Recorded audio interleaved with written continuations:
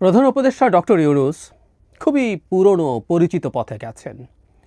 ভয় তৈরি করে একটা ভীতি আছে, সেই ভীতিটাকে সামনে রেখে তিনি তার অবস্থানকে লেজিটিমাইজ করার চেষ্টা করছেন এবং নিজের দায় দায়িত্ব থেকে মুক্তি পেতে চাইছেন। আমাদের এই মুহূর্তে যে সংকট তৈরি হয়েছে তার পেছনে খুব বড় দায় প্রধান উপদেষ্টার আছে। এটা পরিস্থিতি বুঝতে ভুল করা, সেটা অনুযায়ী ঠিকভাবে রিয়্যাক্ট করতে পারা না পারা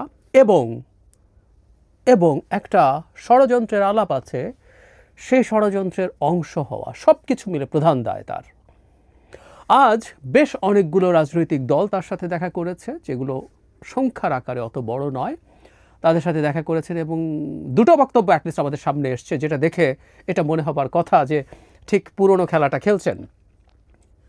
কয়েকদিন আগেই তার দল এনসিপির প্রধান জনাব নাহিদ ইসলাম ১/১১ ভয় দেখিয়েছিলেন। এবার ডক্টর ইউনূস আরও দুটো ভয় দেখাচ্ছেন। এটা আওয়ামী লীগ নিষিদ্ধ করা এবং আওয়ামী লীগ সেই জনিত কারণে যা করবে বলে বলা হচ্ছে, আর একটা হচ্ছে ভারত। দলগুলোর সাথে বৈঠকের পর নাগরিক ঐক্যের সভাপতি, বিখ্যাত রাজনীতিবিদ জনাব মাহমুদুর রহমান মান্না বলছেন যে ভারত সম্পর্কে কথা বলেছেন। মাহমুদুর রহমান মান্না বলেন, তিনি আলোচনা শুরু করেছেন এই বলে যে আমরা অনেক বড় সংকটের মধ্যে আছি। এই সংকট বলতে উনি ভারতীয় আধিপত্যবাদের ষড়যন্ত্রের কথা বলেছেন। ভারতীয় আধিপত্যবাদ আমাদের এই পরিবর্তনকে একেবারেই স্বীকার করতে চায় না, পারলে আমাদের একদিনে ধ্বংস করে দিতে চায় এবং সেই জন্য যা করবার দরকার সব তারা করছে। এই ছিল তার কথা।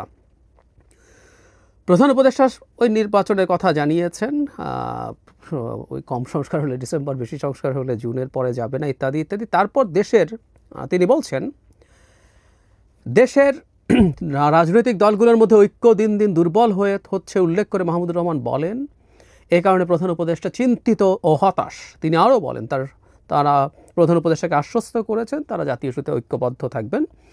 এরপর মন্ত্রিপরিষদের, ইট ওয়াজ ফানি, মানে শিশুতোষ কাজ যেটা বলছি, সেই শিশুতোষ কাজের ব্যাখ্যা উনি এইভাবে দিয়েছেন। তিনি বলেছেন সম্প্রতি উপদেষ্টা পরিষদের বৈঠকেও তিনি হতাশ হয়ে পড়েন, সেই জন্যই তিনি পদত্যাগের ঘোষণা দিয়েছিলেন। তিনি বলেন এ নিয়ে অনেক কিছু হয়েছে তাদের নিজেদের মধ্যে, সেগুলো একটা বিস্তারিত কাহিনী বললেন, কীরকম করে বাকিরা তাকে আটকেছেন, পদত্যাগপত্র লিখতে দেননি, লিখলে সেটা পাঠাতে দেননি এবং তাকে ধরে রেখেছেন। একটু অফ টপিক হলে একটা কথা বলে রাখা ভালো, ডক্টর ইউনূসের হাতে একটা ডেটারেন্ট ছিল, একটা মানে নিউক্লিয়ার ওয়েপনের মতো, যে আমি কিছু হলে কিন্তু নিউক্লিয়ার বোমা মেরে দেবো, এটা একটা ডেটারেন্ট। তো সেই ডেটারেন্টটা ততক্ষণ ডেটারেন্ট থাকে যতক্ষণ এটা ইউজ করা হয় না। প্রধান উপদেষ্টা তার সেই ডেটারেন্টটা ইউজ করে ফেললেন। মানে একটা গুজব ছড়িয়ে যাওয়া যে উনি পদত্যাগ করে ফেলতে পারেন, এটা দিয়েই সবার মধ্যে ভয় আসলো, সেটা নিয়ে সবাই খুবই তটস্থ হয়ে তাকে হাতে পায়ে ধরতে গেল। আর তিনি যখন স্বীকার করছেন তিনি এটা ব্যবহার করে ফেলেছেন, সেটা খুবই খুবই তার জায়গা থেকে আমি মনে করব খুবই নেগেটিভ হলো। এটা আর ব্যবহার করা যাবে না এবং এটা কেউ বলতেই পারেন যখন কারো হাতে এই ধরনের অস্ত্র আর থাকে না, তখন তিনি আবার হার্ড পাওয়ার প্রয়োগ করার দিকে যেতে পারেন। তিনি হার্ড পাওয়ার প্রয়োগ করার ক্ষমতা কতটুকু রাখেন বা আদৌ তার ইচ্ছা আছে কিনা, এগুলো আলোচনা আছে, সেদিকে পরে যাব। যাই হোক, তিনি রাজনৈতিক দলগুলোর মধ্যে অনৈক্যের কথা বলছেন। তিনি যে অনৈক্যের কথা বলছেন এটা যেমন সত্য, আবার দেশের কাঠামোর মধ্যে অনৈক্য তিনি নিজে তৈরি করছেন। আমরা আসবো সেই জায়গায়। এই বৈঠকগুলোর পর প্রধান উপদেষ্টা প্রেস সচিব কথা বলেছেন। তিনি এভাবে বলছেন, শফিকুল আলম বলছেন দেশ বড় যুদ্ধাবস্থার ভেতরে আছে। আওয়ামী লীগের কার্যক্রম নিষিদ্ধ হবার পরে ডিস্টেবিলাইজ করার জন্য তারা সব রকম চেষ্টা করছে, এ থেকে দেশকে রক্ষা করতে হবে। প্রধান উপদেষ্টা বলছেন বিভাজন থেকে উদ্ধার পেতে হবে এবং ঐক্যমত্য থাকতে হবে, সবাই একসঙ্গে বসাতে তিনি মনে সাহস পেয়েছেন। তিনি আরও বলেছেন সুষ্ঠু নির্বাচন না করতে পারলে তিনি অপরাধী অনুভব করবেন। শফিকুল আলম জানান যে সবাই নাকি তাকে গ্যারান্টি দিয়েছে, তারা তাদের পাশে থাকবেন, এই ধরনের তথ্য তিনি জানাচ্ছেন। এখন খুবই গুরুত্বপূর্ণ প্রশ্ন সেটা হলো আওয়ামী লীগের জুজুর ভয় এবং প্রধান উপদেষ্টা যে বলছেন তিনি সাহস পেয়েছেন সবাই বসাতে, তিনি তো বসতে চান নাই। তিনি তার কাছে নাকি এনাদের সাথে বসতে চেয়েছেন আর এনসিপির সাথে চেয়েছেন, বিএনপির সাথে চান নাই, বা জামায়াতও যখন সর্বদলীয় বৈঠকের কথা বলেছে প্রাথমিকভাবে তারা সাড়া পান নাই। অথচ কত কি ঘটে যাচ্ছে, কত কি ঘটে গেল। সেই টিপিক্যাল শুরুতে যে কথাটা বলেছিলাম যে এটা আমরা কতটুকু গ্রহণ করবো, টিপিক্যাল অস্ত্র। যেহেতু ভারত আমাদের উপরে তীব্র চাপ তৈরি করছে, এটা সত্য, এটা করছে, এটা নতুন করে যেটা বেড়েছে তা না। র্যাদার আমি মনে করি ভারতের চাপের পরিমাণ এখন অন্তত আগের তুলনায় খানিকটা কম। পাকিস্তানের সাথে তথাকথিত যুদ্ধ করতে গিয়ে তাদের যে চাপ তৈরি হয়েছিল, তারপর এক ধরনের তুলনামূলকভাবে তাদের মধ্যে কিছুটা নিষ্প্রভ ভাব আছে। চাপ তুলনামূলকভাবে এখন কম। ভেতরে ভেতরে কি হচ্ছে সেটা আরেক আলোচনা। আর বাণিজ্য নিয়ে যা যা হয়েছে ডামাডোলের মধ্যে, এটা খুব অবিশ্বাস্য বা অভাবনীয় কিছু না। বাংলাদেশও একই ধরনের পদক্ষেপ আগে নিয়েছিল, এতে আমাদের কিছু প্রবলেম আছে, কিন্তু এটা খুব র্যাডিক্যাল কিছু, এটা একেবারে অপ্রত্যাশিত কিছু তা না। আর আওয়ামী লীগ নিষিদ্ধ করার জন্য একেবারে যুদ্ধাবস্থা হয়ে গেছে, তারা ডিস্টেবিলাইজ করতে চাইছে। আওয়ামী লীগ নিষিদ্ধ না করলেও ডিস্টেবিলাইজ তারা করার চেষ্টা করেছিল, এখন এটা বাড়তে পারে খানিকটা। তো সরকার যখন এই কাজগুলো করেছে, সরকারকে এগুলো তার মতো করে ম্যানেজ করতে হবে। এখন আওয়ামী লীগ যেহেতু নিষিদ্ধ দল, তাদের কর্মকাণ্ড সহ সব কিছুর বিরুদ্ধে পুলিশি এবং আইনি ব্যবস্থা নেওয়া তাদের জন্য খুবই সম্ভব। তারা সেটা করতেই পারেন যে কোনো সময়ে, যে কোনোভাবে তারা সেটা করুন, তাদের সে ক্ষমতা আছে। এগুলো আসলে কেন সামনে আনা হলো? শুরুতে যেটা বললাম, সরকার এখন খানিকটা বেকায়দায় আছে বলে মনে হয়। কারণ প্রধান উপদেষ্টা, এই যে বলছি, উনি যে কাজটা করে ফেলেছেন, এটা দুটো অপশন আমি বহুবার বলেছি। একটা হলো তিনি অতি চালাকি করতে গেছেন, আর একটা হলো তিনি শিশুতোষ একটা সিদ্ধান্ত নিচ্ছেন, মান অভিমান করে অভিমানী বালকের মতো সিদ্ধান্ত নিতে গেছেন। কোনোটাই আসলে ভালো না, কোনোটাই ভালো না। এরকম সময় এরকম দায়িত্বে থাকা একজন মানুষ শিশুতোষ আচরণ যেমন করতে পারেন না, আবার তিনি এটাকে নাটকের মতো করে অতি চালাকি করে এই নাটকটা তৈরি করলেন, সো দ্যাট সবাই হন্তদন্ত হয়ে এসে তাকে থামায় এবং তিনি যা যা করতে চান সব কিছু তাকে করার মতো ব্ল্যাঙ্ক চেক দেয়। সেটা একটা এক্সপেকটেশন থাকতে পারে, এটাও ভালো না। তো এখন এই প্রেক্ষাপটে তিনি যখন আসলেন, তিনি এখন চাইছেন সবাই তার প্রতি আগের মতো করে থাকুক। আমি বিশ্বাস করি এবারকার এই ঘটনার পর তিনি তার অবস্থান হারিয়েছেন, এবং তো সেটা হারানো উচিত। উনি তার জায়গা থেকে, তিনি তার পরিষদ সবাই মিলে কে কাকে কতটুকু ইনফ্লুয়েন্স করেন, কি করেন না করেন, এগুলো দেখার সময় আর নাই।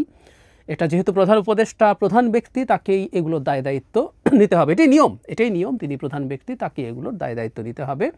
দেশের মধ্যে বরং ওই যে ঐক্যের কথা বললো, দলগুলোর মধ্যে বিভাজনের কথা বললো, এটা ভুল না। আমরা 5 আগস্টের পর থেকে দেখছি এক দলের সাথে বা চিন্তাগত দিক থেকে বিভিন্ন রকম লোকজন নানান রকম কালচারাল ফাইটে, আইডিওলজিক্যাল ফাইটে নেমে পড়েছেন। প্রথম দিন থেকে এই আলাপটা করছিলাম যে এটা ঠেকানো দরকার, এটা ঠেকাতে পারলেই তখন আমরা আসলে ওয়েলফেয়ারের রাজনীতির কথা বলতে পারবো। কিন্তু আনফর্চুনেটলি, বাট খুব আনএক্সপেক্টেডলি না, এটা হয়তো হবারই কথা ছিল, এটা ঘটেছে। সো এই অনেক তো ছিলই, এটা নতুন করে তো কিছু না, এটা একেবারেই নতুন করে কিছু না। বরং আমরা যদি এই সন্দেহ করি এনসিপি সাম্প্রতিক সময়ে বিশেষ করে বিএনপির সাথে যে সংঘাতে জড়িয়েছে, এর সাথে সরকারের ইন্ধন আছে, আমরা তো সেটা বলতেই পারি। কারণ এই সরকার এনসিপির উৎস, আমরা এভাবে যদি বলি, এনসিপির খুবই প্রধান পৃষ্ঠপোষক হচ্ছে এটা সরকার। এই সরকারেরই দল হচ্ছে NCP. So NCP Ishraq issue থেকে শুরু করে আরও বিভিন্ন ক্ষেত্রে বিএনপির সাথে যে সংঘাতের পরিস্থিতিতে গেছে, সেই সংঘাতের পরিস্থিতিতে যাওয়াটা তো সরকারের প্রেসক্রিপশানে না, কিভাবে বলবো, সেই বিভাগ তারা তৈরি করছেন। এর সাথে আমরা এটা যোগ করতে চাই, সাম্প্রতিক সময়ে বিশেষ করে সেনাবাহিনীর সাথে যে পরিস্থিতি, প্রাথমিকভাবে তার সরকারের দিক থেকে তৈরি করা হয়েছে একজন নিরাপত্তা উপদেষ্টাকে যে কোনো কিছু করার পারমিশন দিয়ে, সেটার দায়ও তো তাদের। বিএনপির সাথে একই কথাই বলবো যে দেশের সবচেয়ে বড় রাজনৈতিক দল, যে রাজনৈতিক দলটা সত্যিকার অর্থে যদি মনে করে যে আমরা এখন মাঠে নেমে যাব সরকারকে চাপ দেওয়ার জন্য, সেটা তারা কিভাবে সামলাবেন আমি জানি না। সো এরকম শক্তিশালী একটা দলকেও ধীরে ধীরে রাস্তার দিকে ঠেলে দেওয়া হচ্ছে নির্বাচন চাওয়ার জন্য। প্রত্যেকটা তার জায়গা থেকে হচ্ছে, তাদের জায়গা হচ্ছে। মূল জায়গায় যে বিভেদ, এটা সরকার তৈরি করছেন, এবং এই সরকারের প্রধান হিসাবে ডক্টর ইউনূস তৈরি করছেন, আমরা এভাবেই বলবো। আমি গতকালই একটা ভিডিওতে বলেছি, আমি এটাকে সিরিয়াসলি এন্ডোর্স করি। 3টা শক্তি, সরকার, প্রধান দল বিএনপি এবং সেনাবাহিনী। তাত্ত্বিক আলাপ করছি না, সেনাবাহিনী এই মুহূর্তে বাংলাদেশে ঠিক সরকারের ইন্টিগ্রাল পার্ট, এভাবে আমরা বলবো না। সো এই 3টা শক্তির মধ্যে যদি ঐক্য ঠিকঠাক মতো না থাকে, তাদের মধ্যে আন্ডারস্ট্যান্ডিং না থাকে, তারা একটা ভারসাম্যের পয়েন্টে পৌঁছতে না পারেন, আমাদের কপালে খারাপই আছে। এবং এটা পৌঁছার চেষ্টা দূরেই থাকুক, ডক্টর ইউনূসের সরকার সেই চেষ্টা ধ্বংস করেছেন, নষ্ট করেছেন। যেসব স্টেটমেন্ট দিয়েছেন, যেভাবে দিয়েছেন, এবং দলের সাথে যেভাবে বিহেভ করছেন, তাতে এটা খুব ক্লিয়ার। ওনারা মনে করছেন ওনারা শক্তি প্রয়োগের পথে হাঁটলেই ভালো করবেন। এবং আমি জানি না বিদেশিরা কে তাদেরকে কী ধরনের সাপোর্ট বা ব্ল্যাঙ্ক চেক দিয়েছে। ভারত তো দিচ্ছে না, আমেরিকা কতদূর দিচ্ছে, কি বলছে, উই রিয়েলি ডোন্ট নো। তবে আমাদের একটা কথা মনে রাখা দরকার আছে, আমেরিকা সরে গেলেও শেষ পর্যন্ত শেখ হাসিনার বিরুদ্ধে থাকা থেকে ভারতের চাপে শেখ হাসিনার মতো লোককে ফেলে দেওয়া গিয়েছিল, এই দেশের মানুষজন সেটা করেছিল। সুতরাং আমি জানি না সরকারের ক্ষমতার ভিত্তি কী দেখে তারা মনে করছেন তারা এসব করে পার পেতে পারেন, আমি জানি না, কিন্তু ওনারা এটা করছেন। কিছু জুজুর ভয় সামনে এনে ভারত বা আওয়ামী লীগ অতি পুরনো, এগুলো অতি ব্যবহারে, এগুলো জীর্ণ, এগুলোর ভোঁতা অস্ত্র, এগুলো ব্যবহার করে প্রতিবার সবসময় বা ১-১ জনাব নাহিদ ইসলাম যেভাবে করছেন সব একসাথে এনে এগুলো নিয়ে সবাইকে ব্যস্ত করে দিয়ে তোমরা সবাই এক হয়ে যাও, আমি যা ইচ্ছা তাই করি, ওটা আর হবে না। ওই সব অস্ত্র দিয়ে কাজ হবে না। এবং আমরা মনে করি সরকারের এই ধরনের কনস্ট্যান্ট ম্যানুফ্যাকচারের জন্য এই ভীতি সামনে আনা, ব্যর্থ অস্ত্র মনে করা থেকে সরে আসা উচিত। সরি, এই অস্ত্রগুলো ভোঁতা হয়ে গেছে।